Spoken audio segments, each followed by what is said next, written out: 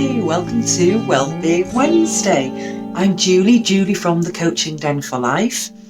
I'm a counsellor, trainer and specialise in neurodiversity. And today on Wellbeing Wednesday, I want to talk to you about spoons. Spoons, you might say? What has that got to do with our well-being? Well, who's heard about the spoon theory? So the spoon theory was created by Christine Miserandino when she suffered from lupus.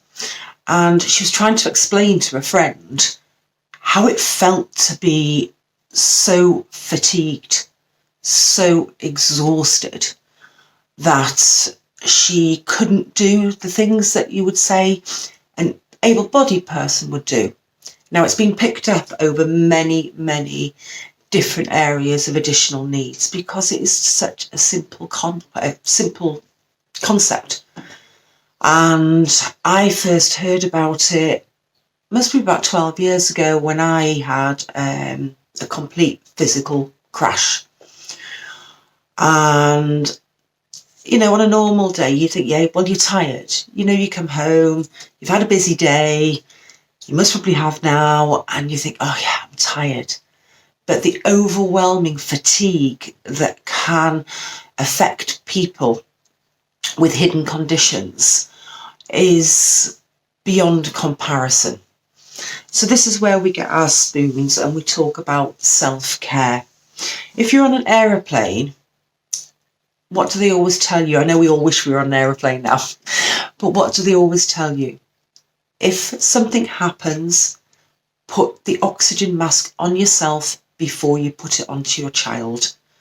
And that is about making sure that you can take care of yourself so that you can take care of others. Now, the spoon theory is very much like that. What about when your tasks require 15 spoons? The next day you're in a deficit. So instead of 12 spoons, you're down to 9 spoons. After a couple of days, you're out of spoons and you're exhausted, absolutely wiped out. So on a self-care level, how can we get our spoons back throughout the day? How can we replenish our energies? Now that depends on you. Just put these down for a moment. Let's bring you a little bit further down. There we go. The answer is self-care. And for some, it could be cooking. For me, that is a major one. If I need to escape, if I need to recharge my batteries, I'll go and cook. For others, it might be going out for a walk. It might be reading a book. It might be listening to some music. It might be spending time with some friends. Yes, we can nearly get there and do that. So all it takes sometimes is maybe listening to your favourite song, to get 1 spoon of energy back. And it's important to have a list of self-care tasks that you can go to. So if one isn't available, you can take up another one. Being mindful of your body and your emotions is another form of self-care, and how your body is being impacted by daily stresses. Now, if you're neurodiverse and you may have hypersensitive hearing, hypersensitive sight, hyposensitivity to pain, to the environment around you, you're going to be impacted much more than a neurotypical person. So a good way is just to check in with yourself throughout the day. How are you feeling? What's your body posture like? How are your shoulders? Are they down or are they hunched up here? Have you been sat on a computer for hours on end? Check in with yourself. Check in with those spoons. How are you feeling? And the intention in self-care is to gain those spoons back, the ones that you use. If you're unable to regain spoons because, say, you've got to pick the kids up from school, try and listen to nice music when you're on the way there to try and relax. When the children get in the car, it's the same concept. Talk about your spoons level. Ask them, how many spoons have they used up in the day? Has it been stressful for them? This is something that children, because it's very visual, the children can pick up on. And it's a great, great skill to teach them. And especially if you are using this yourselves as well. So, be honest with the children. Be honest with people around you.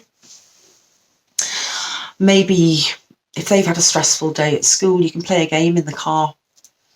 You can sing a song at the top of your voice just to release those stresses before they get home, and then you have to think about cooking tea or they have to think about doing their homework. As adults, we often, overlook or undervalue the stresses that children have. We think it's us because we have to look at providing the food, getting to work, paying the bills. And we see their stress as quite a minimal in comparison to our own stress levels. But children and people with additional needs maybe sometimes don't have the vocabulary to express how they're feeling, to express the stresses that they are undergoing.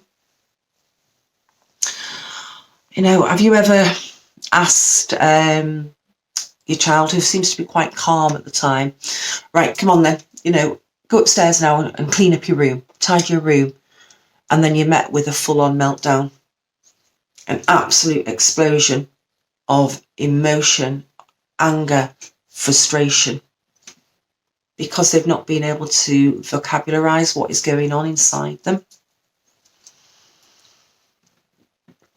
But maybe it could be avoided if we teach our children and ourselves how to check in on ourselves. And if you teach them to check in on their spoons as soon as they come home from school.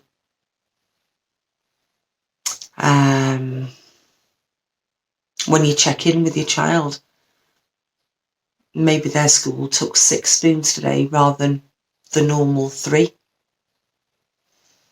So then you know that your child is struggling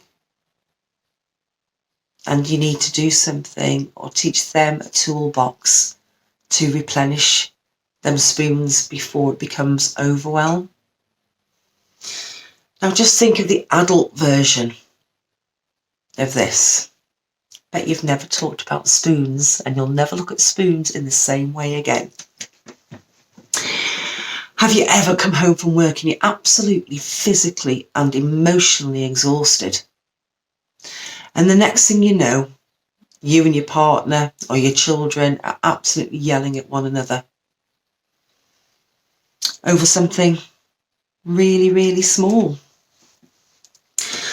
Could it be that you're out of spoons? I know what I'm like. If I'm exhausted, it takes me, I have to have half an hour. And when my children were small, we used to have the mummy meter. Yeah, so the emotional bank account. And it was when I knew that when I was tired, it wouldn't take a lot to spill me over the edge. So we used to have the emotional bank account, and when mummy was up here, then the children knew, just give her half an hour and we can avoid a major argument. So, is it that you got home and you didn't take the time to replenish your tools? Your tools, your spoons.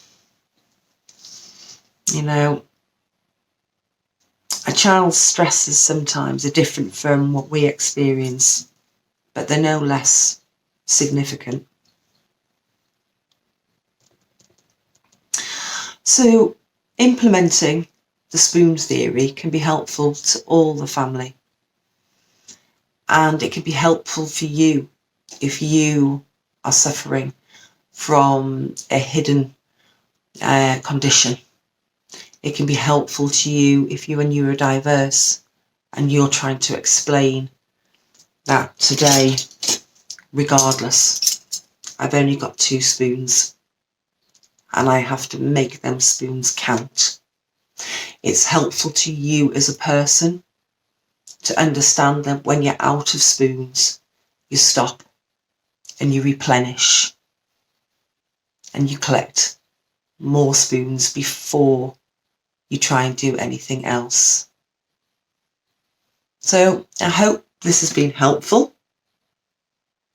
Go into your cutlery drawer, get your spoons out, and just think, just tag into yourself the self-care. How do I feel today? How many spoons have I got? I'm Julie from the Coaching Den for Life. This is Wellbeing Wednesday, all about spoons. I hope you found this helpful. Pop your comments down below in the comments, and you can find me at the Coaching Den for Life. Have a great afternoon, everybody. Replenish your spoons. Take care. Bye bye.